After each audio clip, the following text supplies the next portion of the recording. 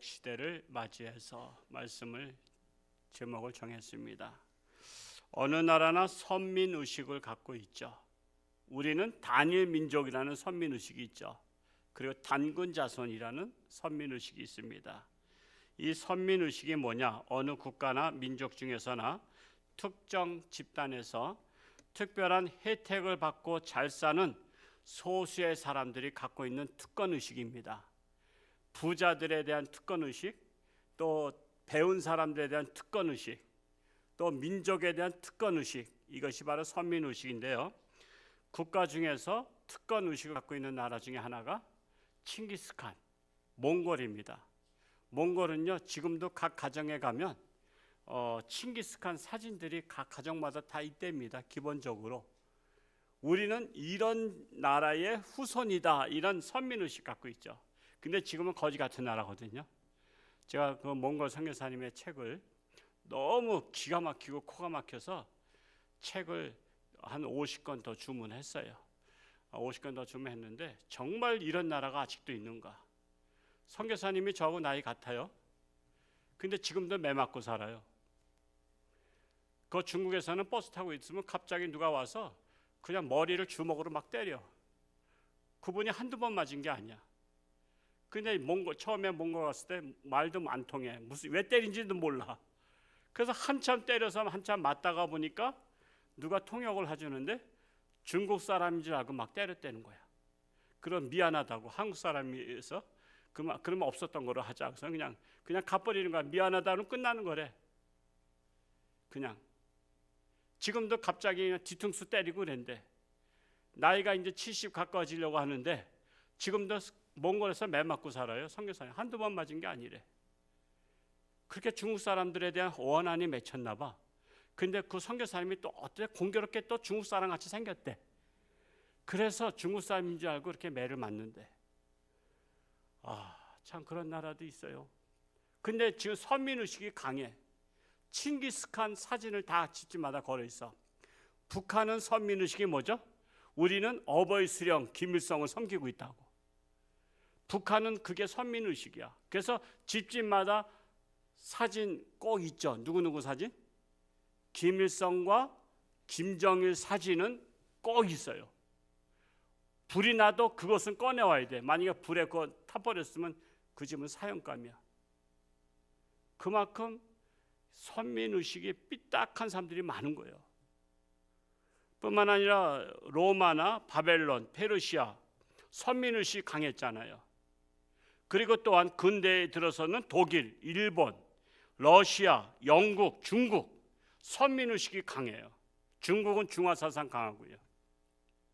자, 선민 의식 강한 나라의 공통점이 뭐죠? 다른 나라를 침략하는 거. 다른 나라 뺏어서 흡수통일하는 거. 선민 의식 강한 나라들은요, 다른 나라는 짓밟아. 저 사람들은 미개인. 그러니까 저 사람들 죽여버리고 우리가 그 나라 차지해서 선민들이 살아야 되는 거야. 그래서 선민의식을 가진 나라들 보면 공통적으로 침략하는 나라들이야. 남을 짓밟는 나라야.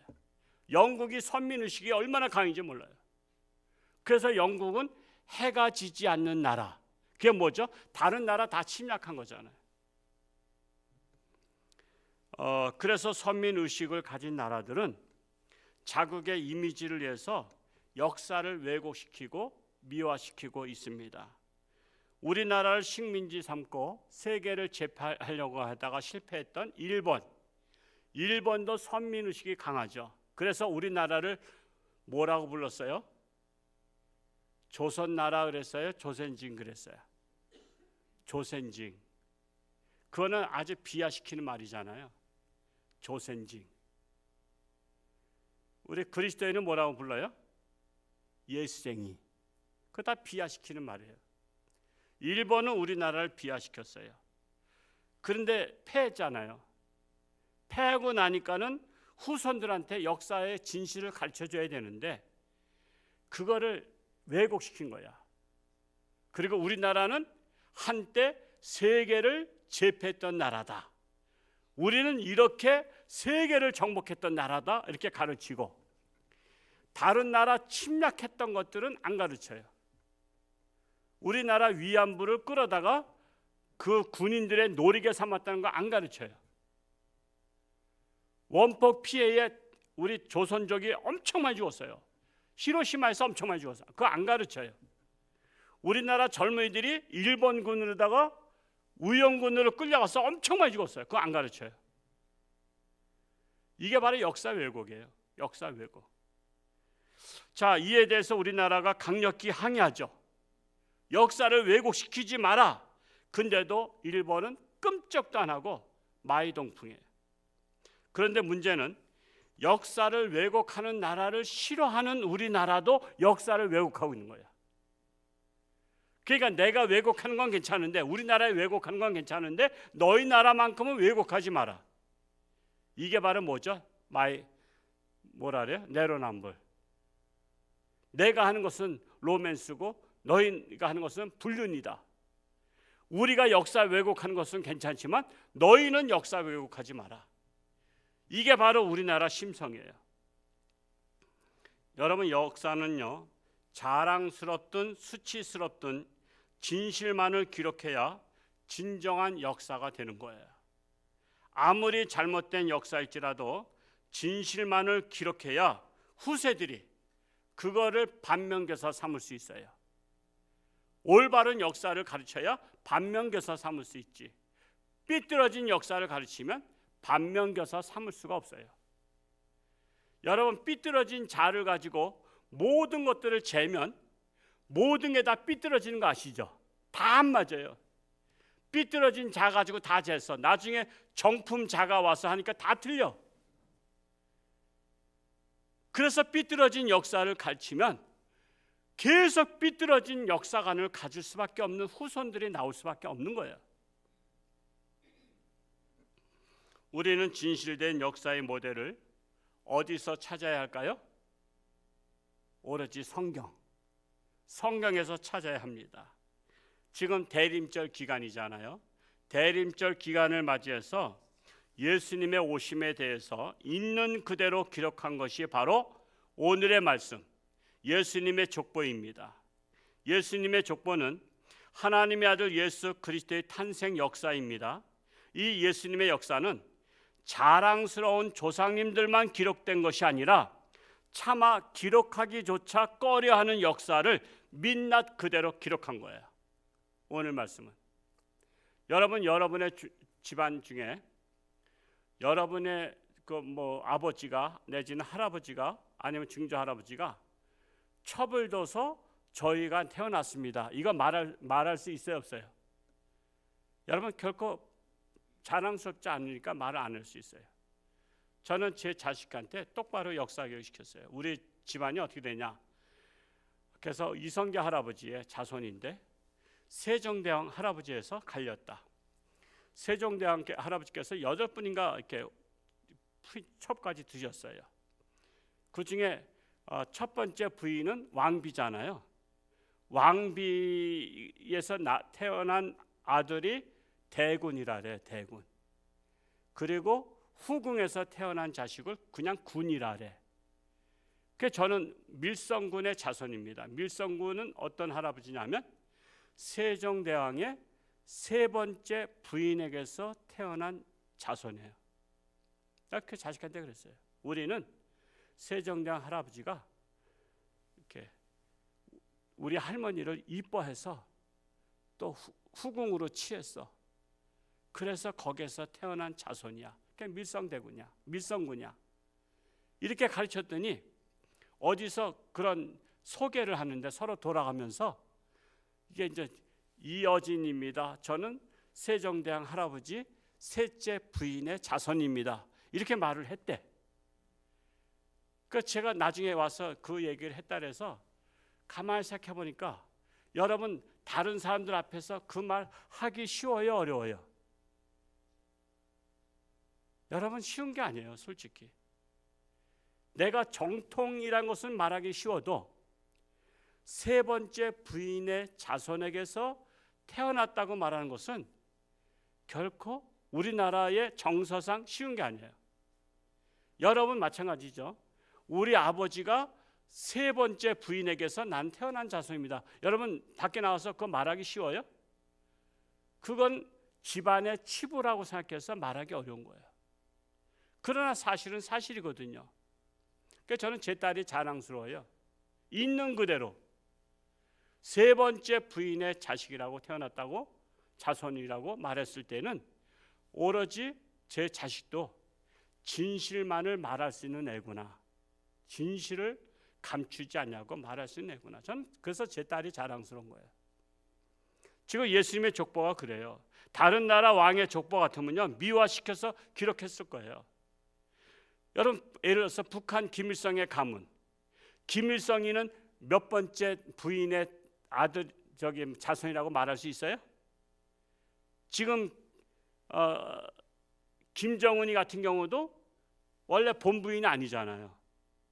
납치해 갔던, 일본에서 납치했던 그 사람의 딸 중에서 그 결혼해서 나온 자식이잖아요. 지금 북한 사람들이 그걸 알까요, 모를까요? 몰라요.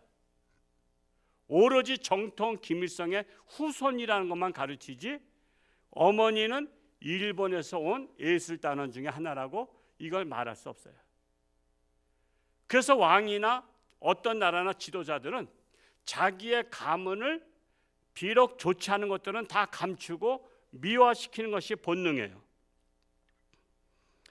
그러므로 우리나라 국민들은 역사를 왜곡시키는 자들의 결코 현혹돼서는 안 된다는 거예요.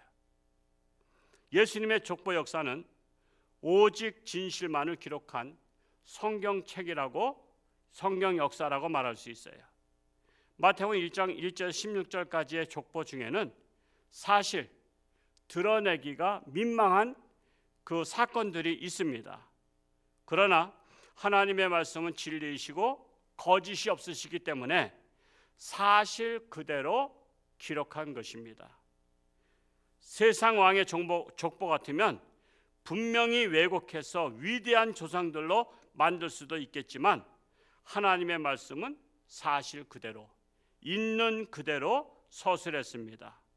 자, 예수님의 족보 중에 민낯스러운 5가지 족보를 말씀을 드리고자 합니다. 첫 번째로 예수님의 조상 중에는 유다가 있습니다. 유다, 야곱의 12아들 중에 유다.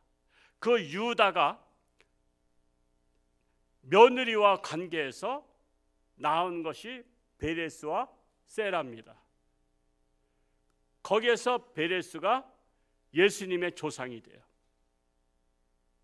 자, 어떤 나라나 기본적인 윤리가 시아버지와 며느리가 관계하는 것은 없습니다.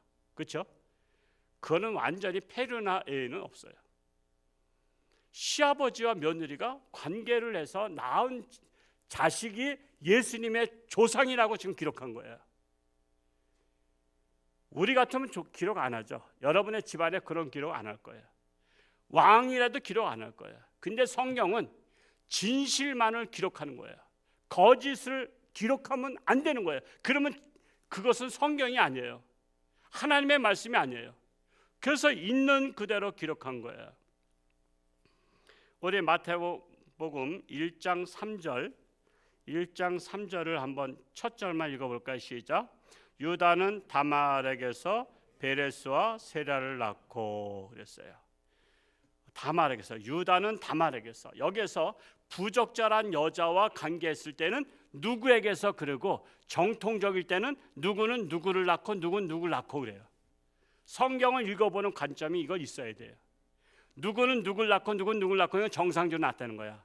근데 누구는 누구에게서 누구를 낳고 이것은 비정상적이었다는 거예요. 그래서 유다는 다말에게서, 그게 나오는 거예요. 유다는 베레스와 세라를 낳고가 아니라 다말에게서 베레스와 세라를 낳고 이렇게 한 거예요. 부적절한 관계 속에서 지금 족보가 들어간 거예요. 왜? 진실이기 때문에. 이 내용 그렇죠. 야곱의 아들 유다는 자신의 두 아들이 죽었어요. 결혼하고 나서 애를 못 낳고 죽자 며느리를 친정에 보냅니다.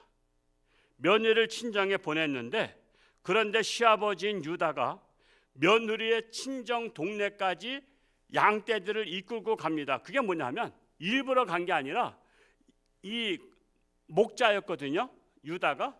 근데 양떼들이 풀이 있는 곳을 가다 보니까 보통 100리 200리 막 가요. 그러다 보니까 어쩌다가 며느리 친정 동네 근처까지 와서 그 양들을 풀을 뜯어 먹게 된 거야. 그랬을 때 누가 얘기를 전해줘요. 그 며느리한테, 다말에게. 너희 시아버지가 지금 여기까지 풀 뜯으러 오셨다. 그러니까 며느리가 어떤 생각을 했는지 화장을 하고 또한 히잡을 들러쓰고. 여러분, 우리 아는 사람들도요, 모자 뒤집어 쓰고서는 마스크 쓰면 잘 모르는 거 아시죠? 그러니까 히잡을 뒤집어 쓰고 그냥 딱 이렇게 가렸어. 그래서 창녀처럼 행세했어요. 그러니까 이 동네에 창녀가 있나 보다. 그래서 이 남자가 그냥 정력이 팔팔한 유다가 그저 하룻밤 자자 그런 거야. 그래서 같이 관계를 했어요. 그때 마침 돈 가져온 게 없어. 그래서 뭐 약정해서 준 게 지팡이와 도장꾼을 줬잖아요. 그리고 나중에 갖다 주려고 했는데 그 동네는 창녀가 없다 그래. 그러니까 창피해서 그냥 없었던 거로 하자. 그래서 넘어가는 줄 알았는데 몇 달 지나서 소식이 들려와. 며느리 동네에서 소식이 들려오는데 그 유다의 며느리가 임신했대. 그러니까 말도 안 되는 거야. 이거 며느리가 임신했다니. 아니, 아들들이 다 죽었는데 얘 인연 그러면서 그냥 당장 끌어다가 돌로 쳐 죽여라. 그 당시엔 또 돌로 쳐 죽이는 관습이 있어.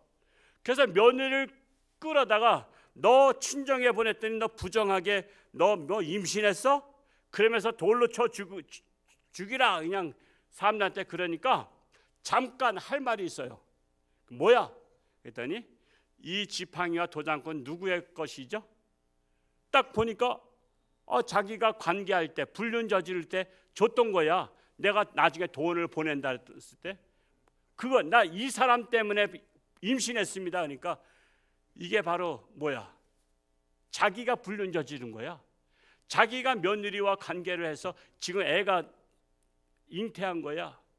걔 창피하니까 말도 못해서는 그대로 그냥 집으로 가버렸어.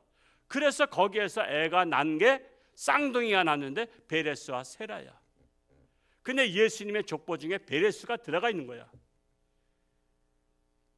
다른 종교 같으면 이런 건 빼버렸을 거야. 왜? 신성시 하는 데는 이런 거 들어가면은 이거는 굉장히 부적절하다 해서 뺐을 거야. 역사를 왜곡했을 거야.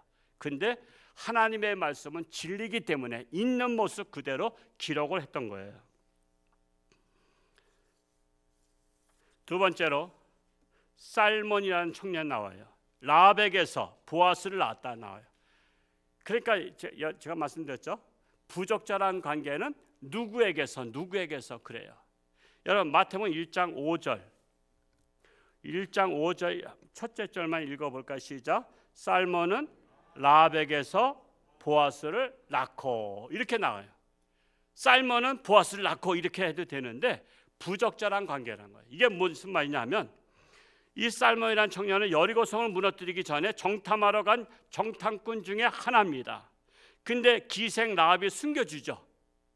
정탐꾼 2명을 숨겨줘요. 이것을 인연으로 해서 이스라엘군이 여리고성을 점령했을 때 기생 라합의 가족은 살려주죠.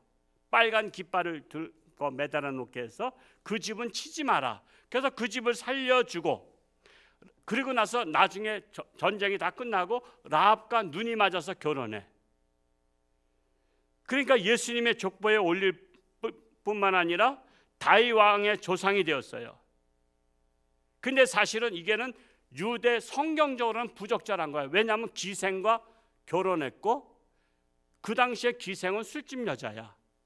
술도 팔고 몸도 팔고. 그래서 예수님의 하나님의 아들 족보에는 들어가기에 좀 부적절함에도 불구하고 이것이 진실이기 때문에 왜곡해서는 안 되기 때문에 진실을 그대로 기록한 거예요. 근데 대개가 보면 마태복음 1장을 제일 싫어하죠. 낳고 그러니까 그것 때문에 못 넘어간대. 그것 때문에. 그게 별거 아닌 것 같아도요, 그 안에 그 사건들이 있는 거야. 자, 세 번째로 보아스는 룻과 결혼해서 오벳을 낳고 예수님의 조상이 돼요. 마태복음 1장 5절 두 번째 줄에 있죠. 시작. 보아스는 루색에서 오벳을 낳고, 이렇게 해요. 루색에서. 그러니까 누구에게서 낳고라는 것은 부적절한 관계라 했죠. 자, 오벳은 다윗 왕의 할아버지가 되는데 룻은 정통 유대인이 아니고 이방 여인이에요. 모압 여인이야. 모압 여인. 모압 여인이 시어머니 따라서 이스라엘로 왔다가 보아스와 결혼하게 되는 거야.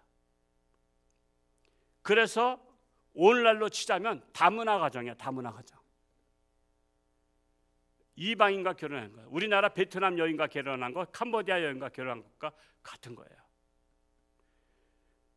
그러나 예수님의 족보에는 다문화 가정인 것도 사실 그대로 기록했어요.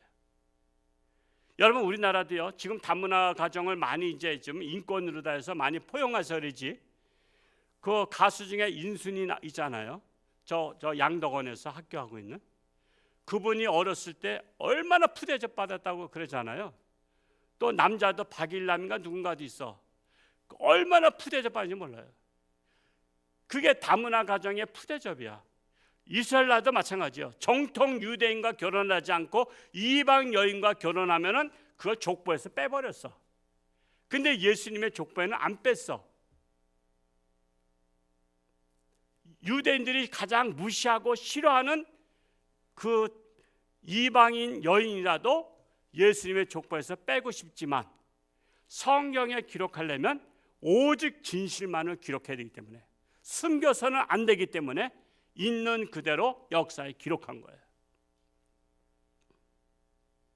네 번째로, 다윗은 우리아의 아내에게서 솔로몬을 낳고 예수님의 족보에 들어갑니다. 여기도 누구에게서가 나오죠. 부적절하기 때문에. 우리 1장 6절 말씀 읽어볼까요? 1장 6절 시작. 이새는 다윗 왕을 낳으니라. 다윗은 우리아의 아내에게서 솔로몬을 낳고. 여기도 나와요. 지금 여기는 노골적으로 나와. 우리아의 아내에게서 솔로몬을 낳고 그래요. 우리아의 아내란 남의 남편을 말하고 있어요. 다윗 왕은 남의 아내를 빼앗아 낳은 첫째 아들은 병들어 죽었죠. 심판받아 죽었어요. 그리고 둘째 아들 철저히 회개했잖아요. 나단 선지자가 저런 비유를 들면서 그런 나쁜 놈이 있냐 했더니 그분이 바로 당신입니다 그랬잖아요. 그게 바로 당신입니다. 여러분, 나단 선지자가 목숨 걸고 한 거 아시죠? 왕 앞에서 당신이 이런 죄인입니다. 그래서 다윗이 철저히 회개하고 나서 낳은 아들이 솔로몬이야. 그래도 이건 부적절한 거죠. 자기 부인이 없나? 후궁도 없나? 근데 하필이면 남의 부인을 뺏기 위해서 그 남편을 최전방에 나가서 화살에 맞아 죽게 만들고 빼앗은 거잖아. 아주 요즘 말하자면 파렴치범이야. 근데 예수님의 족보 그 안에는 그런 파렴치범 같은 사람도 조상에 있다는 거예요. 왜? 역사를 왜곡해서는 안 되기 때문에, 오직 진실만을 기록해야 되기 때문에. 다섯 번째,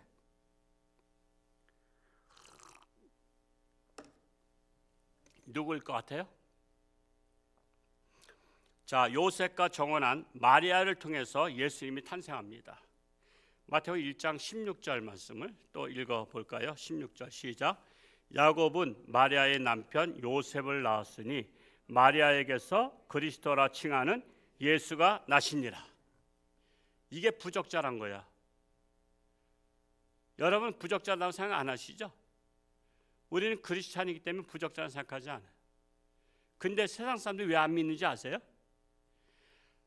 지금 이 말씀대로라면 마리아는 무슨 여자야? 미혼모야, 미혼모. 아직 요셉과 약혼은 했지만 결혼 안 했잖아. 그냥 미혼모 자식이란 거야, 예수는. 우리는 그리스도인으로서의 성령으로 잉태했다고 우리가 믿고 있잖아요. 근데 세상 사람들은 성령으로 잉태했다는 건 믿지 않잖아요.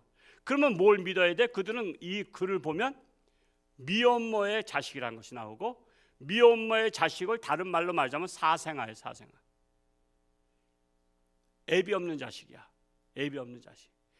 요셉이 양 아버지라고 보는 거야.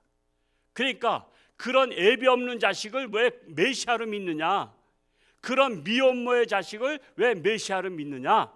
지금 세상 사람들은 그러기 때문에, 안 받아들이기 때문에 그들은 예수를 믿지 않는 거예요. 근데 다행히 우리는 예수님을 미혼모로 봐요? 예수님의 어머니 마리아를 미혼모로 보지 않잖아. 예수님을 사생아로 보지 않잖아. 그것은 뭐 때문이야? 성령으로 역사하기 때문에 믿은 거예요, 우리가.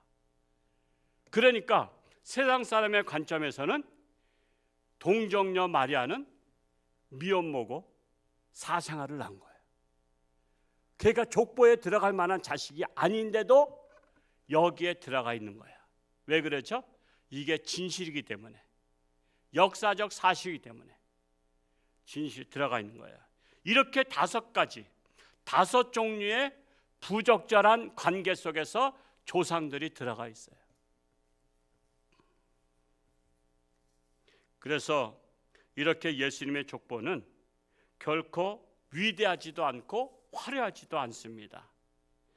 하나님의 아들 정도 태어난다면 충분히 역사를 왜곡해서 미화해서 기록할 수도 있었겠지만, 역사는 사실대로 기록하는 것이 참 역사요, 살아있는 역사라고 말할 수 있습니다. 그러나 이 시대는 거짓의 역사의 시대입니다.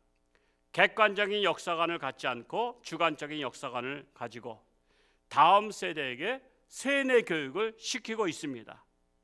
그런데도 분별력이 없는 다음 세대는 삐뚤어진 교육을 진리로 알고 교육받고 자라고 있어요.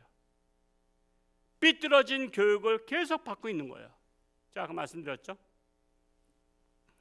맞지 않는 자료다 모든 것을 재면 규격품에서 다 불합격인 거 아시죠? 규격품에서 맞지 않는 삐뚤어진 자를 가지고 내가 재가지고 모든 물건을 생산했어. 이걸 납품하려고 했더니 안 맞아. 그러면 내가 볼 때는 굉장히 정상적이지만 이거는 다 불량품이야. 불량품이야. 규격에 맞지 않는 거야. 그래서 삐뚤어진 역사 교육을 시키면, 왜곡된 역사 교육을 시키면 계속 불량품이 나오는 거야. 불량품. 그냥 불량품의 역사관을 갖게 되는 거예요. 그래서 진실의 역사를 가르치는 게 중요하다는 사실이에요. 그래서 왜곡된 역사관은 나라의 군번을 흔드는 것이요, 정체성의 혼란을 가중시키는 것입니다. 더 나아가서 기독교 역사까지 왜곡시켜서 이 시대의 많은 사람들과 젊은이들이 교회를 떠나가게 만들고 있어요. 지금 교회는 잘못됐다고 역사 가르쳐요. 그래서 이번에 교과서 문제 가지고 그렇게 싸우는 것이 이유예요. 우리나라의 종교 역사를 가르치는 후손들한테 지금 자손한테 가르치는데, 아니 이슬람 역사를 왜 18페이지까지 넣어야 돼요? 불교 역사를 9페이지를 넣어야 돼요? 기독교 역사를 2페이지 넣어야 돼요? 그래서 이거를 반대했던 거 아니에요. 왜곡시키잖아. 우리나라 역사는 이슬람 역사래. 그리고 우리나라에 지대한 영향을 끼치는 게 이슬람이래. 그리고 그 다음에 불교래. 그리고 기독교래. 이게 바로 역사 왜곡이에요. 역사 왜곡. 그래서 이것을 반대하는 교육청에 가서 싸우고 하는 이유가 바로 그거야. 저 사람들 왜 데모하고 그래? 그 역사를 자손들한테 후손들한테 가르치면 삐뚤어진 역사관을 가지고 자랄 수밖에 없는 거예요. 제가 지난주 기독 공부라는 것은 우리 교단의 기독 신문입니다. 일주일에 한 번씩 주보입니다. 주보. 일주일에 한 번씩 오는 것을 주보.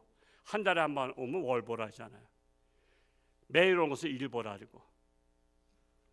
이 보니까 우리나라에서 가장 좋은 종교는 무엇이냐? 앙케이트 조사를, 설문조사를 했는데 불교가 1위예요.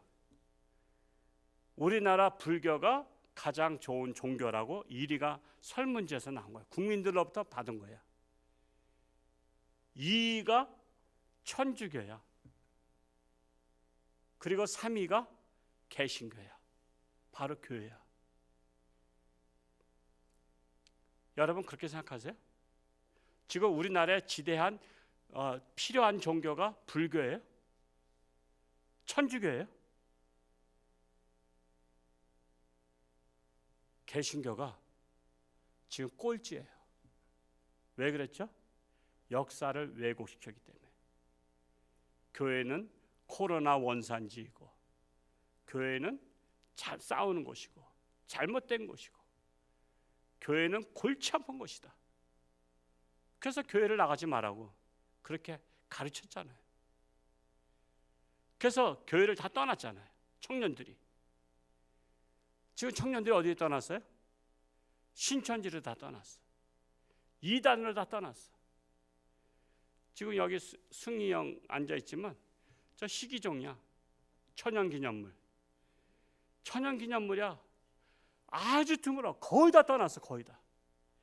지조를 지키고 지금 하나님 앞에 나와 있는데 지금 너도 나도 막 떠나는 거야. 신천지는 1년에 10만 명씩 청년들이 들어온대. 10만 명. 이게 바로 역사를 왜곡시켜서 교회를 떠나게 만든 거예요. 이것이 바로 우리 한국에 얼마나 엄청난 영향을 끼치는지 몰라요. 대학교의 기독교 공동체들이 다 죽었어요. 이단의 공동체가 다 살아났어요. 이게 바로 교회 다니면 안 된다라는 그 역사 의식을 심어줬기 때문에. 근데 우리 인간에겐 종교심이 있기 때문에 그럼 어디로 갈까 해서 신천지로 가는 거예요. 이단으로 가는 거예요. 그래서 이단으로. 참으로 이런 것들을 속속들이 알고 있는 저는 얼마나 답답한지 몰라요. 얼마나 답답한지. 지금 통계표가 나왔습니다. 제가 이제 선교부 부장이기 때문에 우리 총회 교단의 지금 한 10년 동안 통계표를 보니까 계속 청년들이 없어져요. 계속 중고등부가 없어지고 계속 아동부가 없어져. 1년에 몇만 명씩 없어져. 통계표가. 이렇게 되는 원인이 뭐죠? 교회 다니면 안 돼. 교회 다니면 넌 미친 사람 돼. 비정상 돼. 교회를 다니지 않는 것이 정상이야. 그래서 많은 사람들이 교회 다니면 비정상이라고 생각하고 교회를 떠나는 것이 정상이라고 생각하는 이 시대를 만들었기 때문에 그래서 청년 하나 전도하기가 하늘의 별 따기야. 우리 지난 예수랑 초청단체인데 청년들 왔나요? 우리 청년들이 청년 전도했어요? 한 명도 못했어. 왜 못했죠? 청년들은 불신해. 교회를. 교회 가는 것을 지옥 가는 것처럼 싫어해. 그런 마음을 심어줬기 때문에 그런 거야. 청년들이 전도할 줄 몰라서가 아니라 그들의 밑바탕에는 교회를 불신하고 있기 때문에 내가 왜 불신하는 교회를 왜 다녀야 되느냐. 그래서 교회를 떠나게 된 거예요. 이런 원인이 뭐예요? 역사를 왜곡시키고 기독교를 왜곡시키면 이렇게 교회를 떠날 수밖에 없다라는 거예요. 그래서 교회가 우상 종교만도 못한 종교로 왜곡시키고 있습니다. 이럴 때일수록 우리 기독교인들은 더욱더 진실해야 됩니다. 비록 손해를 볼지라도 우리는 조그만 것서부터 정직해야 돼요. 정직. 이 세상은 거짓과 진실에 전쟁하고 있어요. 비록 세상 사람들 90%가 거짓을 믿는다 할지라도 거짓이 진실될 수는 없어요. 90%가 믿으니까 고로 거짓이 진실로 변하는 거 아니에요. 이 시대는 거짓의 역사가 대세일지라도 우리는 진실의 역사를 결코 포기할 수는 없어요. 나 하나 남는다 할지라도 포기해서는 안 돼요. 수많은 군중들이 예수님을 십자가에 못 박아 죽을 자로 선동했지만 예수님은 진리를 굽히지 않고 죽었어요. 죽는 한이 있어도 나는 진리를 나는 거부할 수 없다. 진짜 예수 믿는 사람은 그런 거예요. 남들이 다 거짓을 진실로 믿어도 나는 진실을 믿고 죽겠다. 이 자세가 우리에게 있어야 됩니다. 세상 사람들이 그리스도인들을 적대적으로 배척한다 할지라도 우리는 예수님의 사랑으로 다가가야 합니다. 미워하는 사람들을 사랑으로 감싸줘야 됩니다. 그리하여 진실이 왜곡을 이기는 저와 여러분 될 수 있기를 축복합니다. 기도합니다.